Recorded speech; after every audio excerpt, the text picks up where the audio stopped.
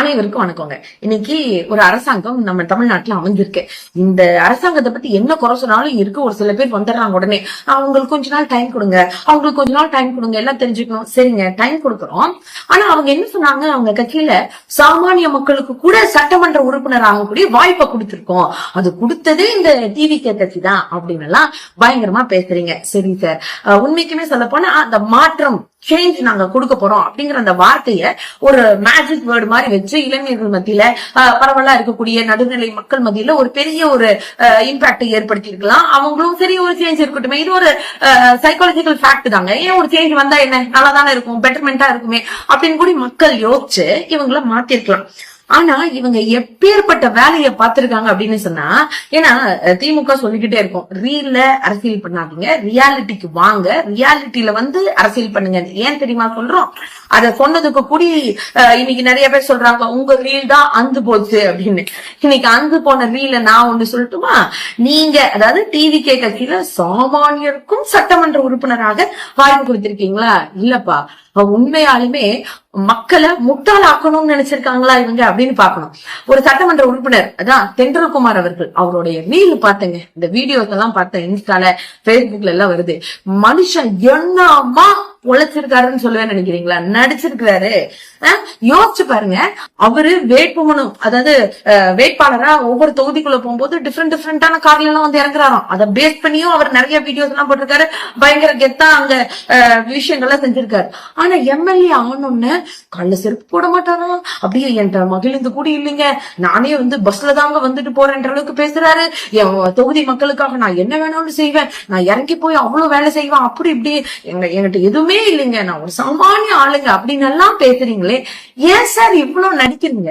நீங்க என்ன நினைச்சிட்டு இருக்கீங்க, இன்னைக்கு இருக்க தமிழ்நாட்டு இளைஞர்கள் அவ்வளவு முட்டாளுன்னு சொல்லியா, இல்ல எதை பத்தியும் சிந்திக்க மாட்டாங்க அப்படின்னு சொல்லியா? நீங்க ஒரு விஷயம் போடுறீங்கன்னா, இன்னைக்கு தமிழ்நாட்டு இளைஞர்கள் அரசியல் பேசுறதுக்கும் அரசியலை பத்தி சிந்தனை பண்ணவும் ஆரம்பிச்சிட்டாங்க.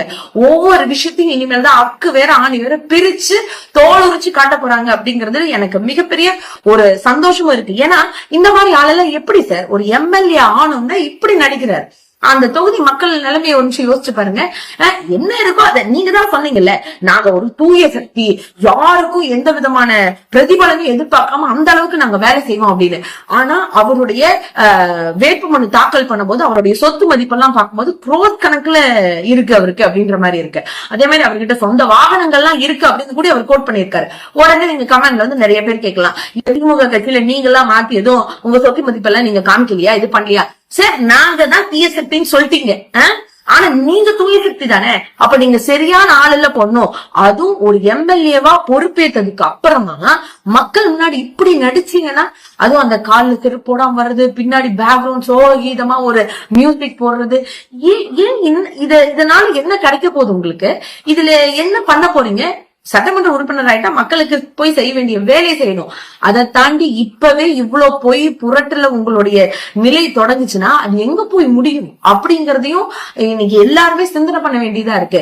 அதை தாண்டி இன்னொன்னு, இப்போ நாங்கெல்லாம் இந்த சொத்துல இது இல்ல இது இருக்கு அப்படின்னு ஏதாச்சும் காமிச்சா கூட எங்களோட ரியாலிட்டி என்னன்னு பொதுப்படையா மக்களுக்கே தெரியும்.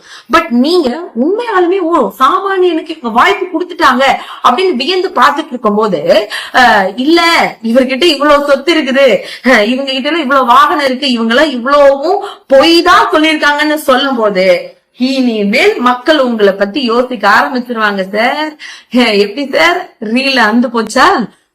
ஒரு ரீலும் அதுதான் போகும், இப்படி போகணும். ஏன்னா எப்படியெல்லாம் நீங்க ஒரு மக்களை ஏமாத்தணும்ன்றதுக்காக தான், அதாவது அதான் நாங்க சொன்னோமே, இது சேஞ்ச் இல்ல, இன்னைக்கு எக்ஸ்சேஞ்ச் பண்ணிதான் ஆட்சியவே உங்களுக்கு ஆதரவா மாத்தி இன்னைக்கு ஆட்சி அமைச்சு உட்கார்ந்து இருக்கீங்க.